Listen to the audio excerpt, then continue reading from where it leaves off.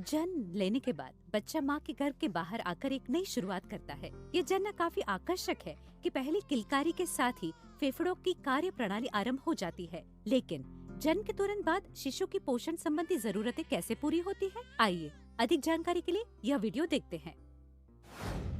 इस वीडियो में हम जो सीखने वाले हैं वो है स्तन ग्रंथियों की आकारिकी, स्रवण की प्रक्रिया और महत्व, स्तनपान या दुग्ध स्रवण का हार्मोनल नियंत्रण, प्रथम स्तनय और मानव दुग्ध की संरचना और गैलेक्टोपोएसिस।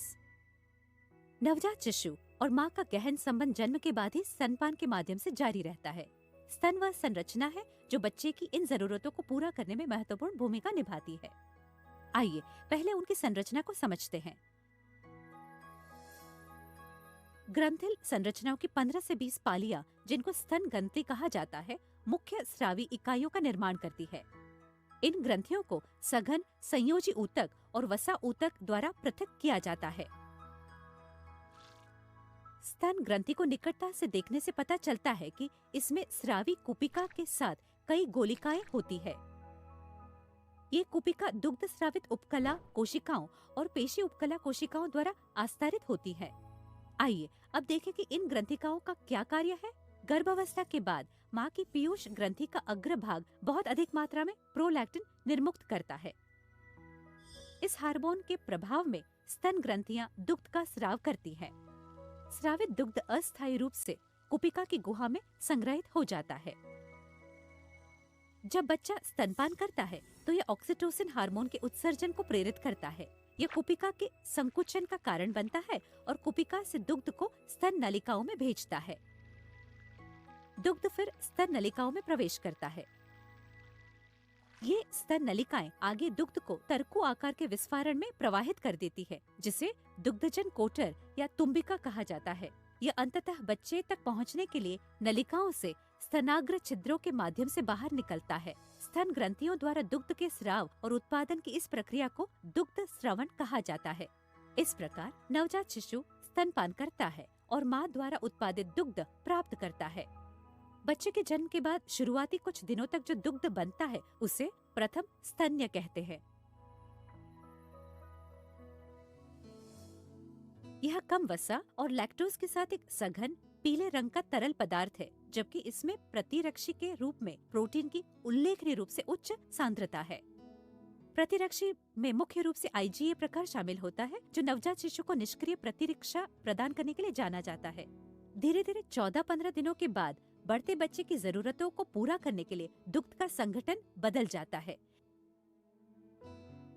इसमें कार्बोहाइड्रेट जैसे लैक्टोज और प्रोटीन जैसे केसिन, वसा, विटामिन और खनिज जैसे सभी पोषक तत्व शामिल होते हैं। दुग्ध के उत्पादन को बनाए रखना होता है और इसके लिए स्तन ग्रंथियों पर प्रोलैक्टिन की क्रिया की आवश्यकता होती है। दुग्ध स्रवण के रखरखाव के इस चरण को गैलेक्टोपोएसिस कहा जाता है। पहले 6 महीनों के लिए स्तनपान का सुझाव दिया जाता है और इसे अधिक समय तक भी जारी रखा जा सकता है। सारांश: स्तन में विशेष ग्रंथियां होती है जिन्हें स्तन ग्रंथियां कहा जाता है, जो दुग्ध का उत्पादन और स्राव करती है। गर्भावस्था के बाद प्रोलैक्टिन दुग्ध को स्रावित करने के लिए स्तन ग्रंथियों पर कार्य करता है। स्रावित दुग्ध अस्थायी रूप से कुपिका की गुहा में संग्रहित हो जाता है। जब बच्चा स्तनपान करता है तो यह हार्मोन ऑक्सीटोसिन के उत्सर्जन को प्रेरित करता है, जो कुपिका पर कार्य करता है और दुग्ध को बाहर निकालता है। स्तन ग्रंथियों द्वारा दुग्ध के स्राव और उत्पादन की इस प्रक्रिया को दुग्ध स्रवण कहा जाता है।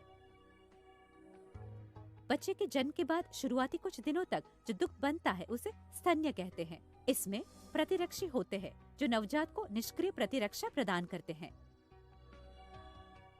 मानव दुग्ध में कार्बोहाइड्रेट जैसे सभी पोषक तत्व होते हैं, जैसे लैक्टोज और प्रोटीन जैसे केसिन, वसा, विटामिन और खनिज।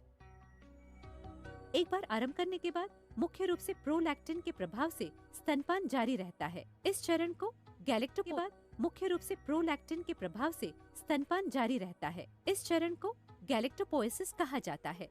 पहले 6 महीनों के लिए विशेष स्तनपान का सुझाव दिया जाता है और फिर इसे अन्य पूरक आहार के साथ लंबी अवधि तक जारी रखा जा सकता है।